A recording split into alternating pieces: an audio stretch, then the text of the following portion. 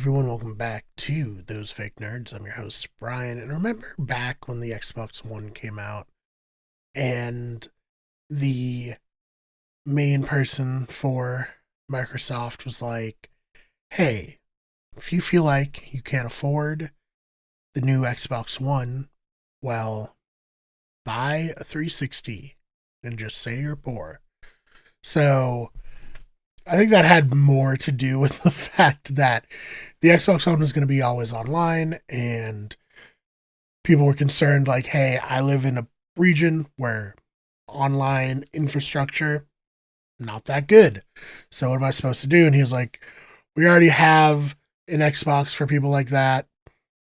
Get the 360, which didn't go over well.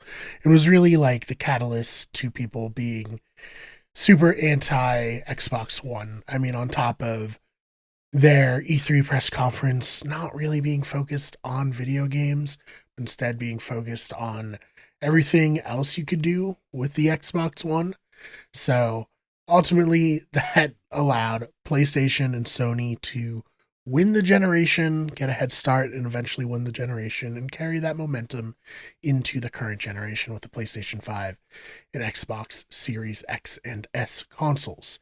Well, at least he did that, and no one else would ever say anything similar to that, right? Wrong. So let's head over to WCCF Tech, as they have a story about my Nintendo steps on PR minefield as exec tells people they can buy the Switch if they can't afford the Switch 2. This is by Alyssa Palumbo.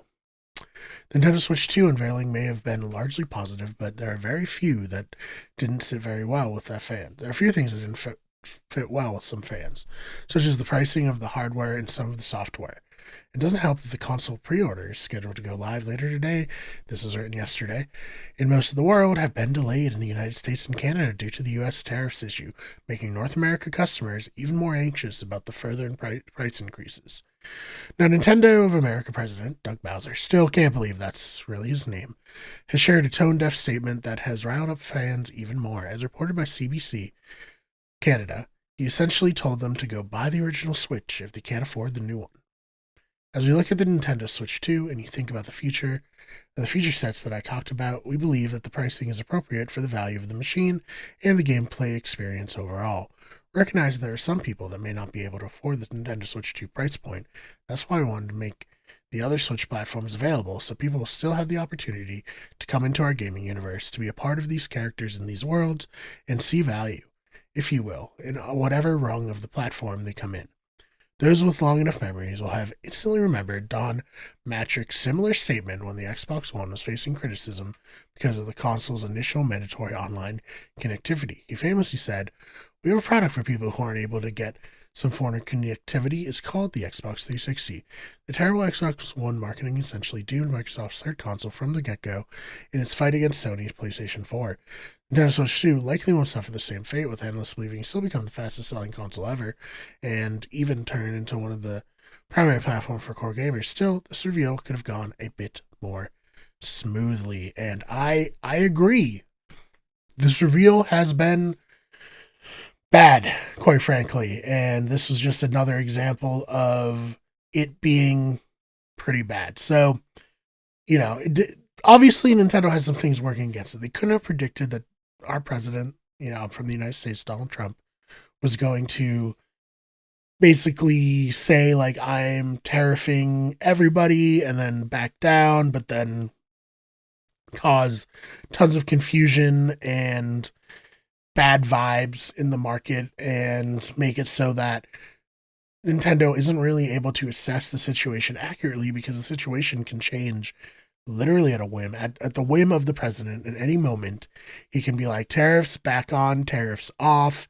And, that's insane. It's insane to try to work around somebody like that.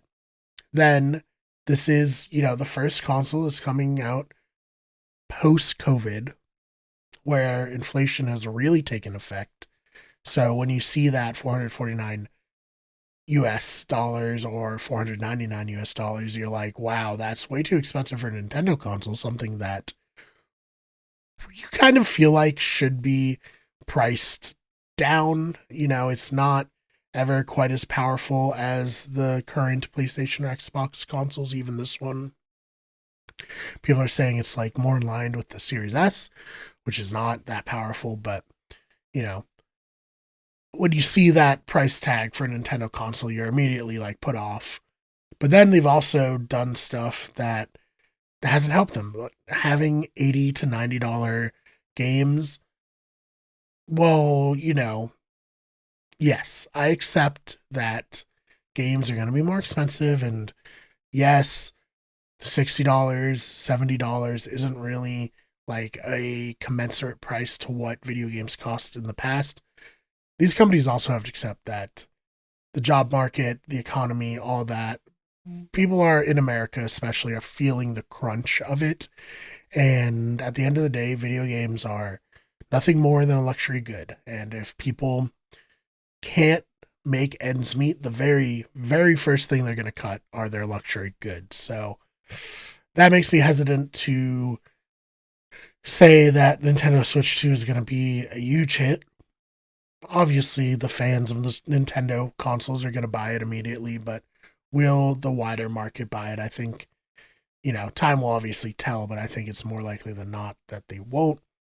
But this statement, not a good look from Mr. Doug Bowser, looking and sounding like Bowser from the games, quite frankly. So, if you're a Nintendo fan, what do you think about all this? Do you think Doug Bowser was out of line? Do you agree that if you are too broke to afford a Switch 2, you can just buy a Switch and you should be happy? Let me know your thoughts about all that in the comments. I'm Brian. I'm a fake nerd. But this has been some real news. Make sure you subscribe to this channel if you liked it. Check out our main channel, Wicked Everything, our sports channel, Wicked Sports, and our podcasting channel, Better Radio. We'll see you in the next one.